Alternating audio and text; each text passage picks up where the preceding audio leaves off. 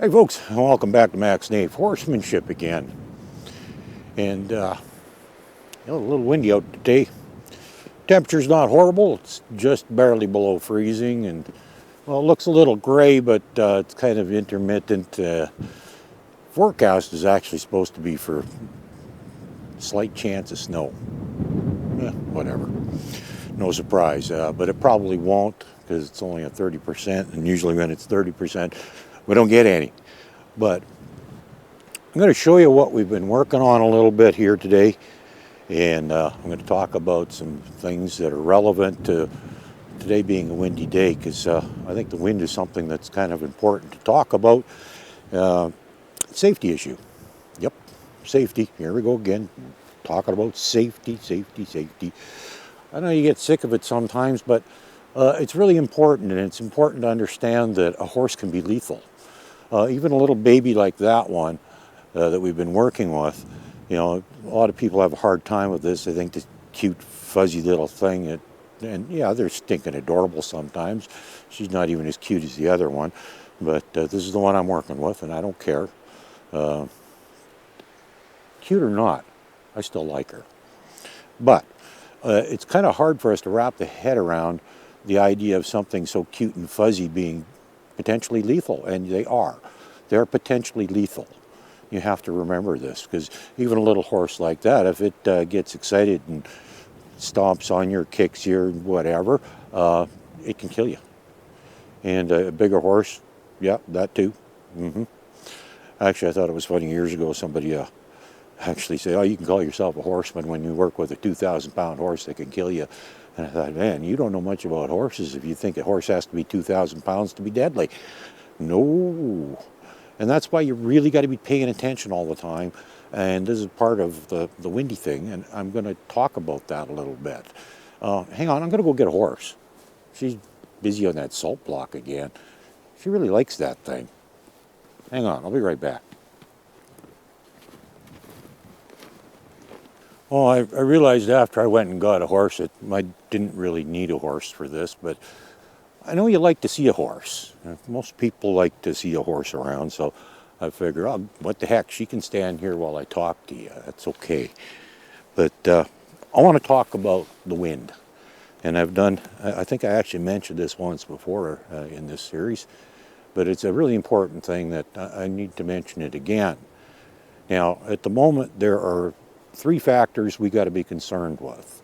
And well, the one kind of would probably matter even if it was an adult horse, depending on its level of training. You could have a horse that's pretty wary and excitable and that sort of thing to begin with. This one's actually not bad. She's actually pretty mellow. Come along, dear. Thank you. She's a pretty sweet little horse. Not horribly excitable, but I've said many times, you got to pay attention. You got to watch the horse and pay attention to what you're doing. And on a windy day, exceptionally important. Now, I want to say number one is any horse that's not extremely well trained, you got to be careful. You got to be watching out. Well, actually, even on a well-trained horse, you should be careful, because what you don't realize is playing with horses is life and death. It's not a joke. Even a little horse like this one can kill you. So that's number one. Be careful. Especially for a poorly trained horse, or inadequately, or not trained at all, or whatever. You got to really be paying attention. Now, the next two are specifically to do with the wind. Now, I did a video a while back, and I talked about all the ways that the wind messes with the horse's survival senses. And I think I mentioned this in this series, is on a windy day, the horse literally fears for its life. That's about as simple as I can put it. It screws up all of their senses so that their survival senses, their senses are part of their survival instinct. What they hear, see, smell, that sort of thing, it's all part of their survival. And they need that to survive. And on a windy day, it really messes up their senses.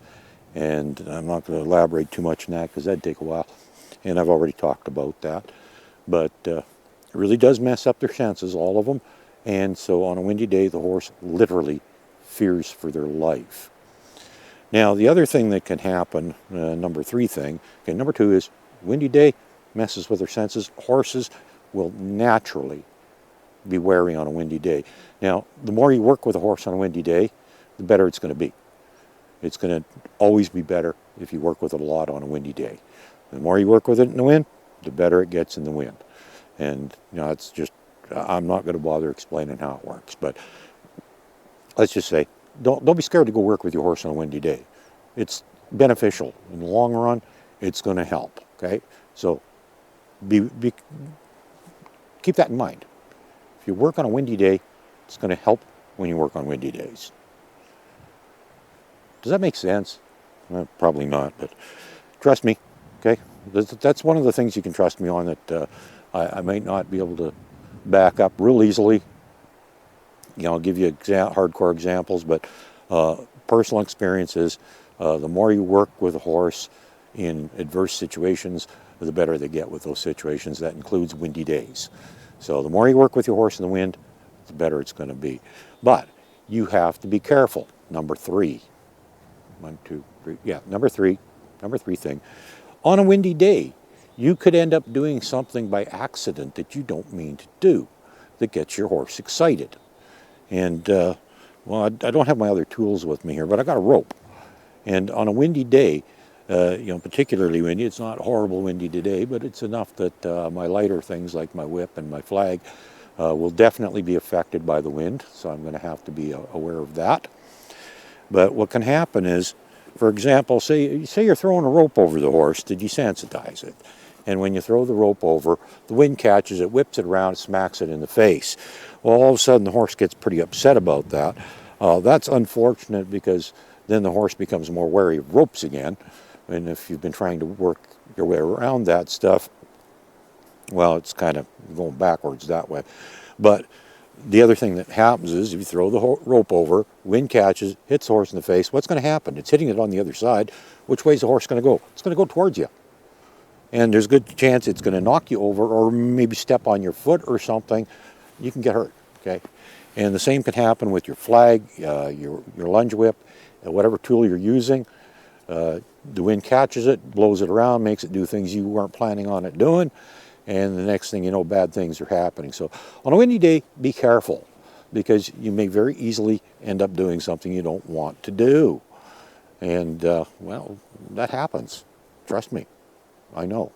I've done it myself, and even without the wind, I occasionally misjudge the flick of the whip or the flag or the rope or whatever, and, well, we end up doing things that we don't really want to be doing. And fortunately, horses are very forgiving.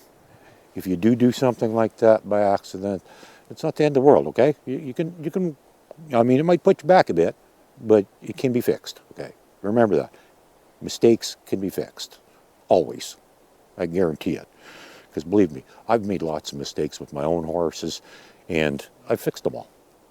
And I've made some pretty serious mistakes too sometimes, and they were great learning experiences for me though, because I realized what I was doing after the fact, and I figured out how to fix it. So anyhow, give me a minute. I'm going to come back and I'm going to show you something else that we were working on, and I'm going to talk about a comment that I got on a recent video too in this series that I was pretty happy about because, well, I'll tell you about it in a second. Hang on a second. I'm going to go grab a flag because, well, it's relevant to my story.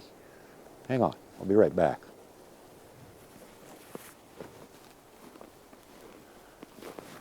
Okay, so I want to show you something that I've been doing, and you see how busy my flag is. It gives you an idea how windy it is today.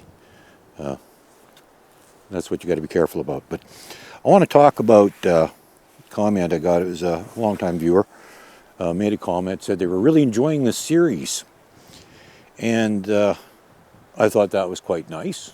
Even though I haven't been getting an incredible number of views, it was still really nice to hear that. It meant something to somebody.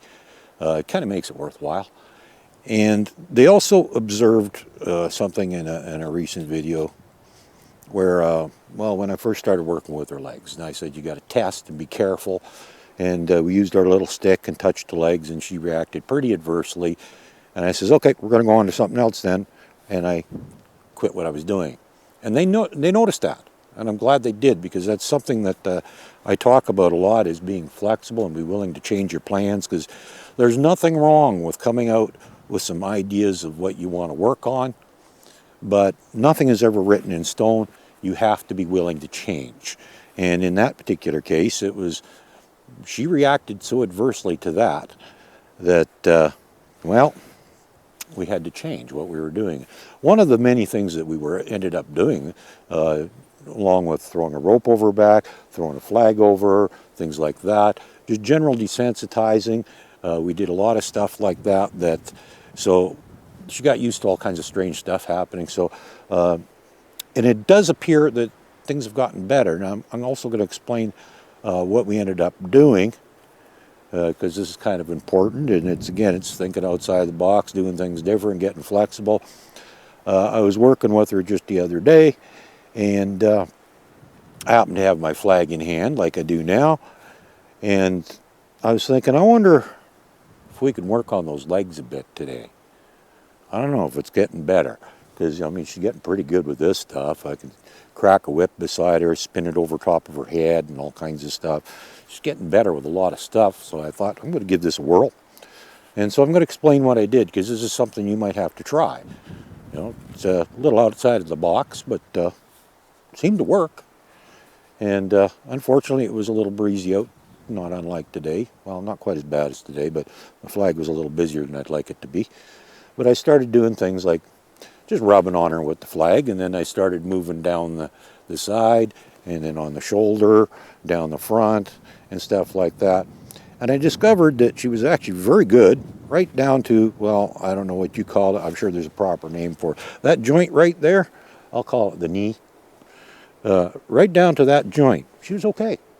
In the cannon bone area, just below that, not so good. But I thought, okay, if I can't work from the top down, let's try working from the bottom up. So I took my flag on the ground, just like this, like I have it right now, and I just kind of moved it around until it was touching her foot. And at first, she didn't like that. As soon as it touched her foot, she'd lift her leg up.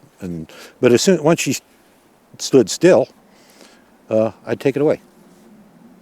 And so she realized that standing still was the right thing to make it go away. So that's kind of where we're at, is we've been doing that. And we actually got to the point, you can see I'm actually above the hoof, touching the cornet band and above, and she's tolerating it quite nicely. So I think we're actually getting there. But I was getting a little frustrated with the hooves, because she's not good with her feet.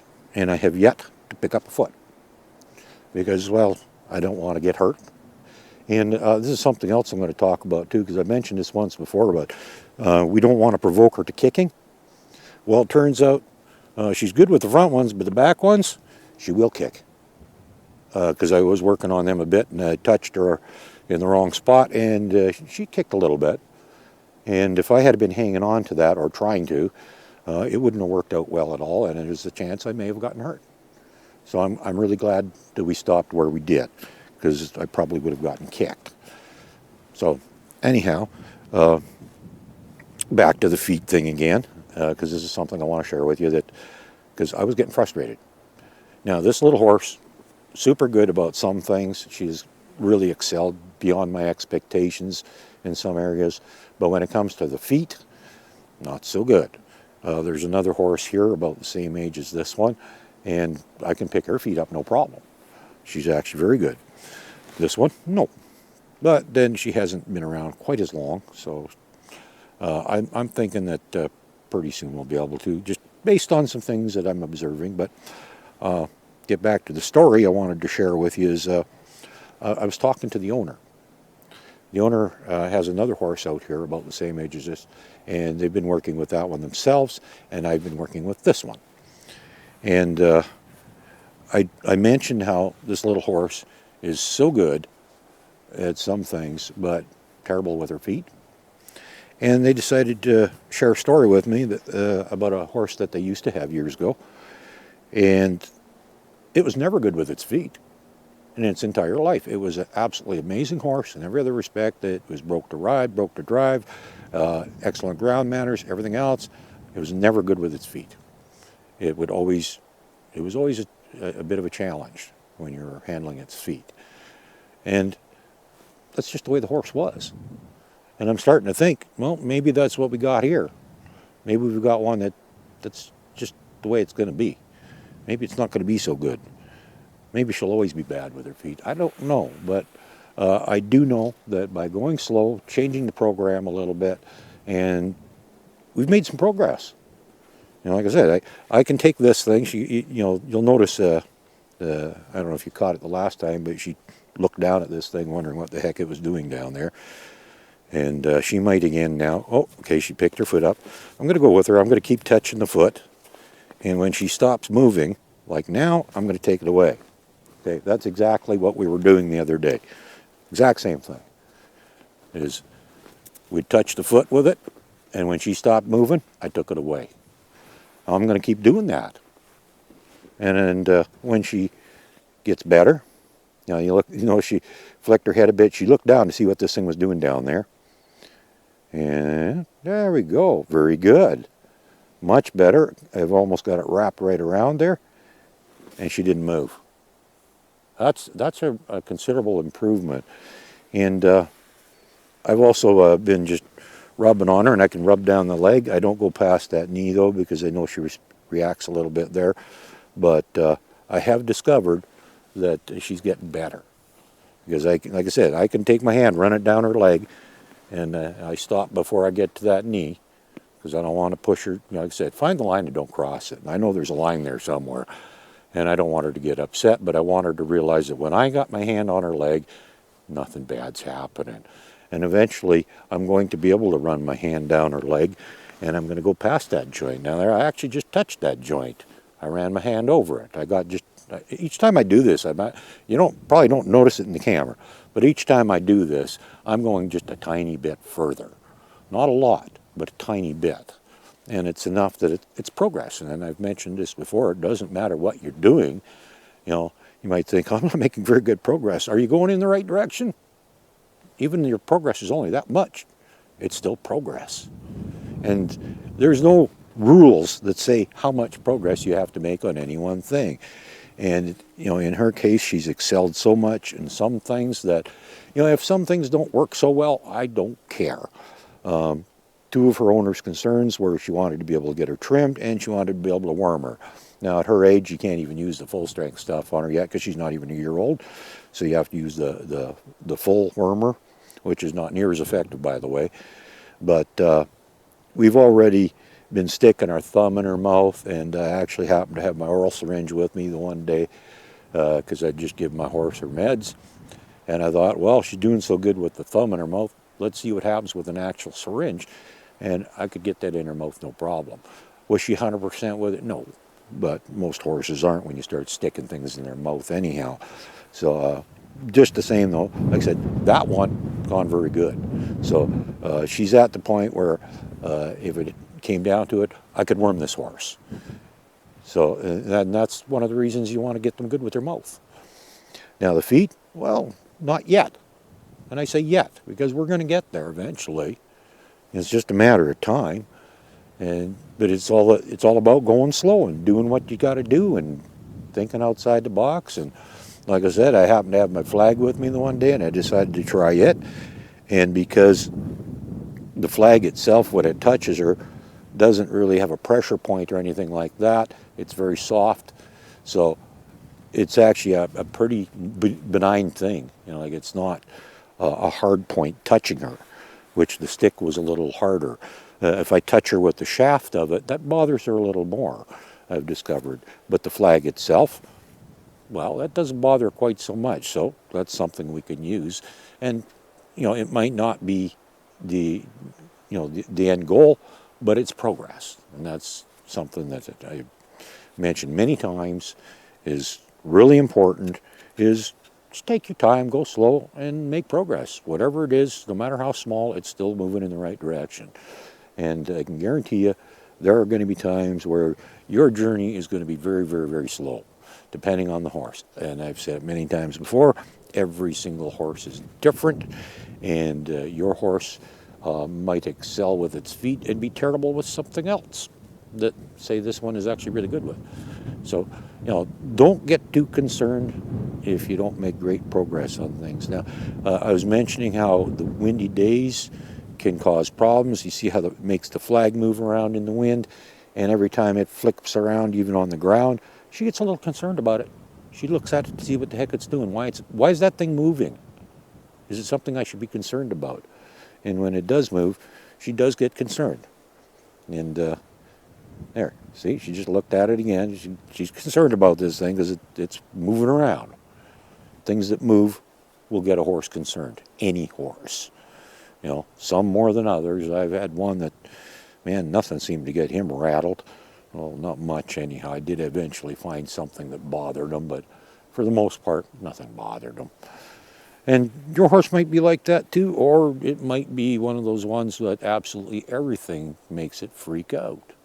And I've dealt with both extremes, so I know they're out there. I know they exist.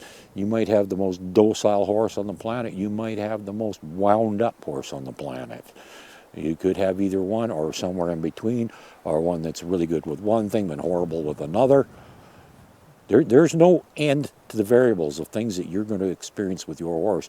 And whether it's a little baby like this one or an adult horse, if it's untrained and you're exposing it to new things, it's the same, exact same. There's no different. I'm not doing anything with this one I wouldn't do with an adult horse. It's all very much the same, and including things like the feet. And I'm intentionally holding the flag just off the ground so it flaps around a little bit, but I'm keeping it away from her at the moment so that she gets used to it and it realizes, that thing moving around ain't no big deal, don't matter. And now I'm going to do exactly what I did before. I'm just going to move it in a little closer, and I'm also going to shorten up the lead a little bit here for my own safety. It's one of those things you always got to be thinking about, because horses can react very, very quickly. And I should mention this one. I found out the hard way years ago with a horse, I actually still have, that I asked her to do something and I did not have a lead on her, and she very quickly spun around, backhand to me, did not kick me, but that was her way of saying, if I wanted to, I could. I don't need to put up with your crap. And that can happen so fast. You have not a chance of getting out of the way.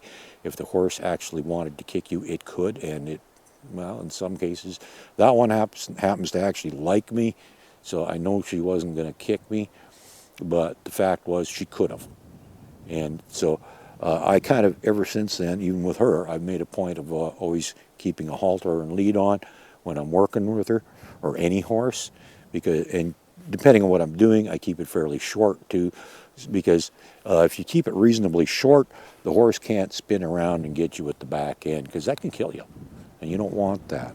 So, that the wind is blowing that flag closer to her feet. She's getting concerned. She keeps looking down at it, but she's not going anywhere. Oh, no, she backed up one step. So we're going to put it on that other one. Oh, she moved. I'm going to keep it. There we go. She didn't move that time. I'll take it away. This is how you do it. This is how you do anything, whether it's the feet or the halter or anything, is you prove to them it's not going to hurt them, and then take it away and give them a break. Now she's getting a few seconds break. She's getting a reset here.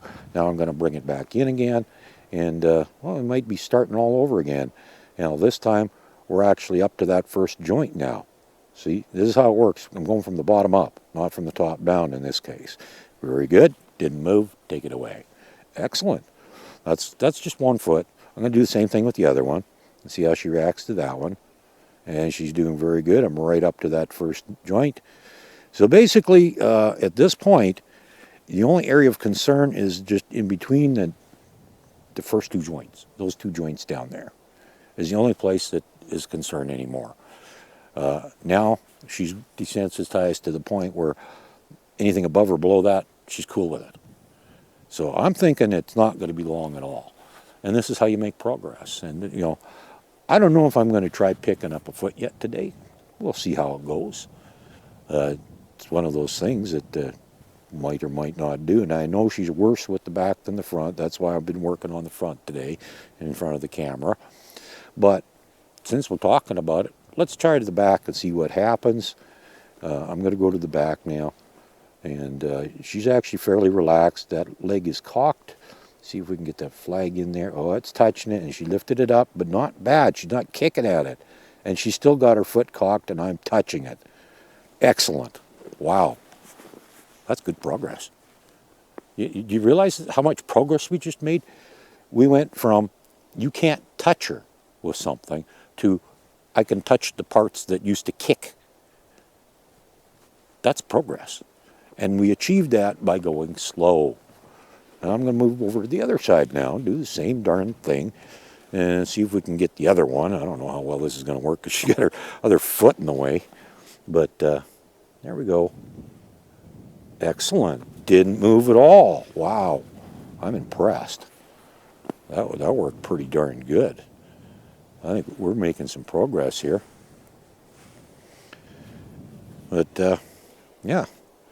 You know, she's not, you know, it's the thing that she's not good with, but maybe she will be. Now, I think I'm going to get brave here. I'm actually going to try that one area that we have never succeeded with yet. We're going to try it because we're doing good on the other parts. And I'm going to move back to this side because the wind's going that way. And that's the direction the flag wants to go, and I want to have control over it that direction. So we're going to take it out that side and slowly bring it across. We're going above that joint right into the area that she does not like. Oh, there we go. She's not crazy about it. So we're just going to keep doing it. There we go.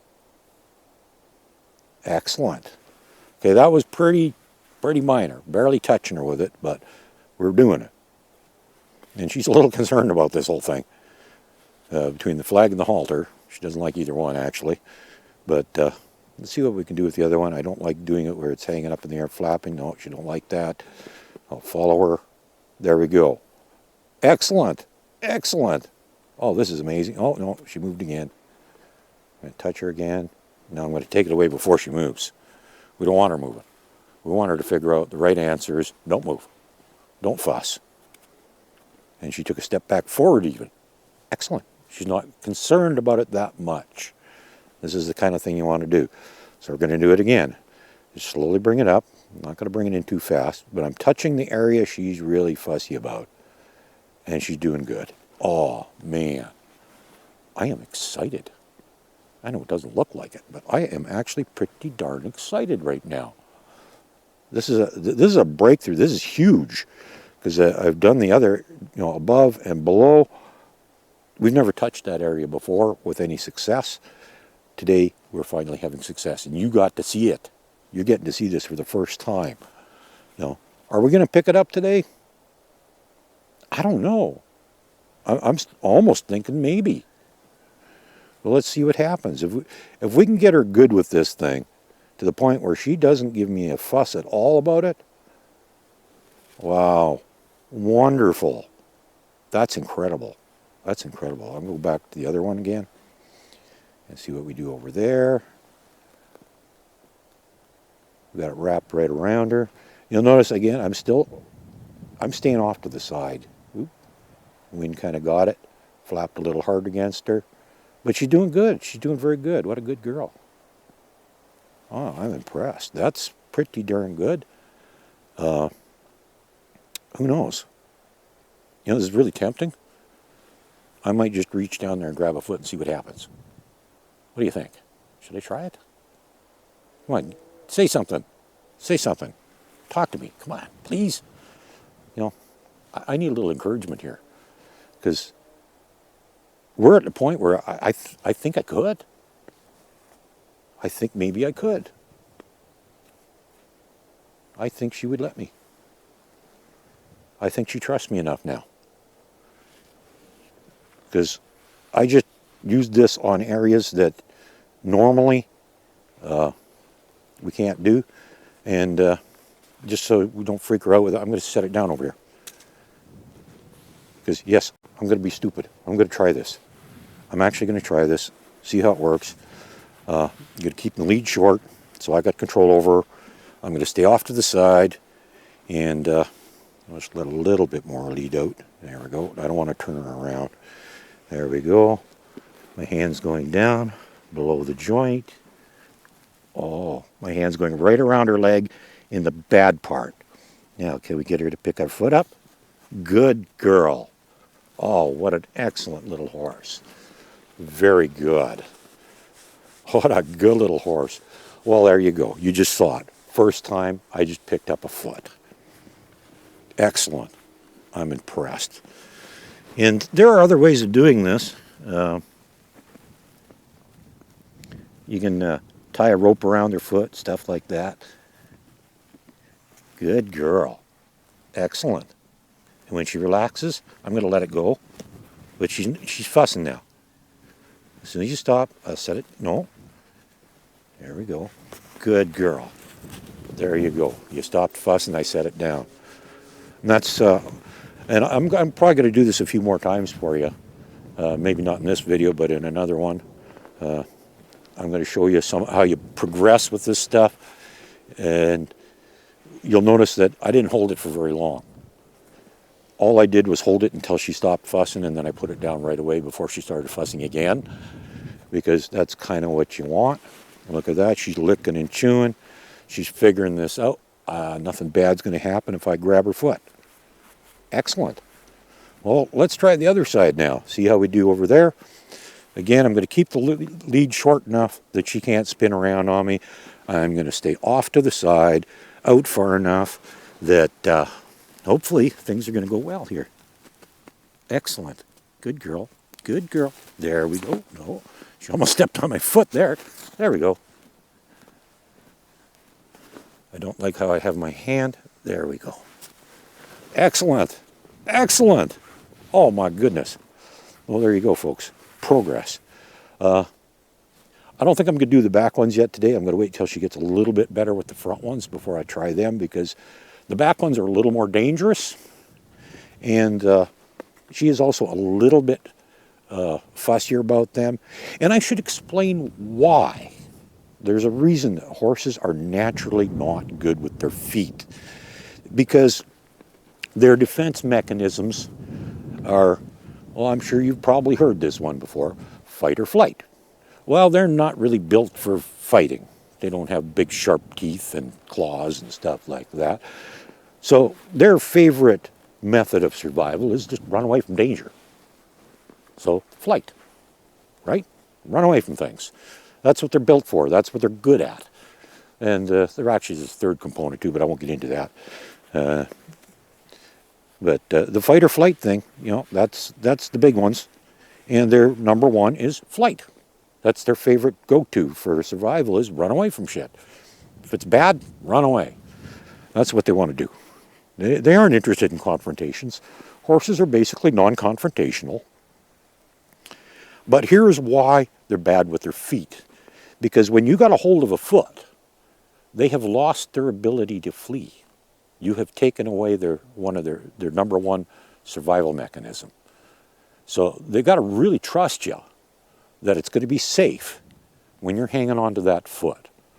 And that's why, you know, when we tried the first time, very sketchy, because she didn't trust me that much yet. Now she's getting extremely confident with me, to the point where, well, you just saw, I just picked up both front feet, and without a huge issue. And so I think that says a lot. If she gets a little better with them, I think we're going to be able to pick up the back ones, and not too long.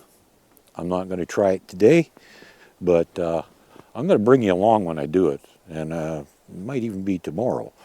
In the next video is where you're going to get to see it. And, well, tomorrow might be next week for you, but whatever. Next session I have with her, I think I might actually try those back ones. I might do the front ones a few more times. And if she gets super good with them, I might actually get brave enough to progress to the back ones, because she seems to be doing pretty darn good. And You know, that's something that you really want with your horse, is that you want it really good. And it's not just for your own benefit, so that when you're cleaning its feet and that sort of thing, that, you know, you don't have to struggle with it. Your farrier will love you for it too. I do my own trims, so I also have very high standards for the foot, because I'm not a farrier, okay? I'm not that good, and I'm not young, I'm not strong, stuff like that. So I need a horse that is very good with their feet. So I have very high standards when it comes to that training. And, well, if I did use a farrier, they'd appreciate it. In fact, I did a video on the subject as preparation for the farrier and how to train your horse to stand still and be good with its feet. I've done a couple of videos on preparation for picking up the feet and stuff like that, but I haven't gone in as much detail as I have in this one. So what you're watching here, this is important stuff, and I'm sure that, well, I sure hope anyhow, that you're going to appreciate this, because what you're getting to see here is something that is very relevant. Because, you know, we didn't just grab a foot and force it. Now that's where I say there's other ways of doing it. And some of them involved tying a rope onto the foot and tying it up so they get used to standing on 3 legs, because they don't realize, some horses don't realize they can stand on 3 legs, and they'll fall over if you pick one up. Seriously, they'll fall over. This one, that's not an issue. She has no problem picking one up and standing on 3. That wasn't a problem at all. So we don't have that problem. But, yeah. So anyhow, like I said, there's other ways, like I said, you know, tying ropes on and everything else. Other people resort to that. I don't like that method. I want her to trust me enough that if I ask her to pick up a foot, it's not a big deal. Okay, and that's exactly what we just finished doing. We worked up to that. We took our time, and we were patient and gentle with her. We didn't freak her out and stress her out and everything else. And so when we actually picked up a foot, it's not that big a deal.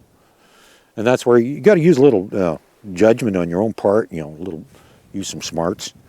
And I know you all have them yet as much as I do. Well, maybe not quite, but enough. You'll figure this stuff out. It's like I said, I'm not going to try picking up the back ones today. I'm going to pick up those front ones a few more times and get her really good with them, so that she starts realizing that when I grab a foot, it's not a bad thing. And that way, when I do move to the back, there's a chance that it's going to be much, much better. That's what I'm hoping for anyhow.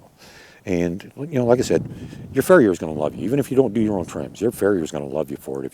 If your horse is really good with its feet, I have one, all I have to do is point at her foot and say foot, and she'll pick it up. You know, I don't even have to touch it. She knows, you know, and, you know, well, like I said, your farrier will love you for it if you train your horse to that level. But, you know, I do my own trims, so I don't do it for a farrier, I do it for me. To me, you know, I don't know if I'll ever trim this horse. Maybe I will, maybe I won't, I don't know. But first stage is you got to get them good with their feet. Next stage is getting them to stand still while you're trimming them, because a lot of horses don't like standing still. I've done videos on that, and I probably will do you something along those lines with this one to get her good with standing still while you're holding the foot up. Because sometimes they start fussing and fidgeting, or the minute you want to pick up a foot, they walk off on you because I ain't going to stand there while you trap me, because that's kind of how they feel. They feel trapped, and you don't want that. But you know, so there's all these things that you got to do, and a lot of people overlook them. And I've seen an awful lot of horses that were not good with their feet, and not because the horse itself is not good with its feet, but because it was never taught to be good with its feet. There was one in particular, one place, one boarding facility I was at. He had been difficult for 16 years. And the owner said, well, he's getting better. Because I watched one day when he was being trimmed, and they were distracting him with oats while he was being trimmed. And oats are not part of their natural diet, by the way. If you've been giving your horse oats, please stop. They don't need it. There's no reason for it, and it's not beneficial. Really, it isn't. Their digestive system is not designed. But anyhow, that's another story. They kept giving the horse oats, and they go, well, he's getting better. And I go, well, you've been doing this for 16 years, and he's still a problem. So obviously it doesn't work. Well, it just happened the next time he needed to be trimmed. I'd already been playing with that horse a little bit because another thing he would not do is trailer load. That's another thing we'll be doing with this one eventually, is teaching her to trailer load, because that's one more thing that we can do, even though she's not being ridden. You just never know when she's got to be moved somewhere, or maybe she gets sold, or maybe she got to go to the vet, whatever. Every horse, in my opinion, should trailer. And that is something we will work on eventually. And there is a trailer sitting just over there that we can use that actually belongs to the owner of this horse. So not a problem. That's the trailer the horse will get put in. So she may as well get used to it. Where did I leave off? Oh yeah, I was telling you a story about the horse. Oh yeah, so that, back to that one. I was already playing with that horse because trailer loading, another story. So I'd already been spending some time with him, and I noticed he was really bad with his feet, so I thought, I'm going to work with his feet a little bit. And I did start working with his feet, and he was actually getting a little better. And the next time he needed to be trimmed, it turned out the farrier they used regularly was on holidays, wasn't available. And they were away for extended periods of time because of their work, and so they weren't around to be constantly checking in and that sort of thing. And I said, no problem, I'll take care of it. I'll trim him. Because, in my opinion, there is nothing better than training and trimming at the same time. Most farriers don't want to do that. Most owners can't. It's one of those things that I was in a position where I can do that because I know how to trim and I know how to train. I could do both, and doing both together, awesome. First time I trimmed them, I think it took about an hour, which it seemed like a long time for some of you. But by the time I was done, at the end of that hour, he was probably as good with his feet as my own horses. And like I said, I have pretty high standards. He would actually stand in the middle of the indoor arena without even a lead on him. I worked by myself, and I trimmed all 4 feet. He wasn't tied to anything. I wasn't holding the lead, nothing. None of that stuff. And that was what proper training can achieve. And this is a horse that for 16 years, he was difficult for the farrier. He wasn't dangerous, anything like that. He was just difficult, wouldn't stand still, fussed and fidgeted and everything else. And we got him over that. And for the rest of their stay there, I continued to trim that horse because I had trained him, so I knew that he was up to my standards. So I knew it was not a problem to trim him. So I didn't mind trimming that particular horse because I trained him. So I'll share that with you. But I just thought that was remarkable today, and you got to see it. We actually got to pick up a foot for the first time, and I'm very impressed. She's doing very, very good. What a wonderful little horse. So like I said, don't expect yours to be this good. And I know we didn't do a heck of a lot today, did we? Yeah. No, but we did talk about some comments. We talked about the wind, and you got to see me pick up a foot for the first time on this horse. And I enlightened you to the process that we were going through. Like I said, prior to that, we did lots of desensitizing so that when strange things happen, she doesn't get excited. I could throw a rope over and she don't care. It's not a big deal. I could wave the flag in the air. I could take my lunge whip and spin it over top of her head and crack it. All kinds of stuff. And that all led up to the feet. Doesn't sound like it, does it? Sounds like, what the heck? That's got nothing to do with feet. Yes, it did. And you just saw it. You just saw how it evolved to the point where she didn't get upset enough with things that I could pick up a foot. I could touch her feet with my flag, which is an odd tool. I've never used a flag on feet before, but it worked. So I'm not going to say don't do that. It's far better than tying it up with a rope. I don't know where, I know how that came about, but not one of those things that I would encourage you to do. There's better ways. There's, like I said, go slow, go gentle, and you'll get where you're going. Progress is still progress if you're moving in the right direction, no matter how little it is. And in the end, well, you just saw firsthand yourself what can be achieved. We picked up her feet. And to me, that's a big deal. Took a while to get there, but we got there. Put some of this stuff that you've seen to use. Maybe you don't even have a little baby, but a lot of this stuff can be applied to an adult horse too. So you can use this same stuff for just about any horse. Doesn't have to be a little baby like this one, but this is what I got to work with, and a lot of people like little babies because they're darn cute. 'Cause, yeah, they are. They're cute. She's cute, and you got to see it firsthand. So take this knowledge, share it with your friends, share the links to these videos with have them watch them too. If you know somebody that's got a baby that they're trying to work with, here's what you can accomplish. This horse isn't even a year old, and look what she can do already. You've seen the progress. She's gone from unhandled, untrained to what we can do now in this period of time. So I'm going to continue this on, and I think for the rest of the day we're probably going to repeat some of the things we've done before. So again, I'm not going to show you that stuff. It was a lot more fun the first couple of videos. We got to do a whole bunch of new things, but now a lot of it's just repeat stuff. But again, you got to see one. You got to see one today, so maybe that's all we're going to do today that's new, is picking up the feet, but you did get to see it. You got to see the process. You got to see how we got there. And these are things that you need to apply to your horse. Any horse. All horses. Your horse. You have a horse, don't you? I think you do. Yeah, I saw you with a horse. You got a horse. I know you do. And you can apply this stuff to your horse. And no matter what its level is, the same principles can be used. And you'll get there. So take care, and we'll see you in the next video. Have a good day now.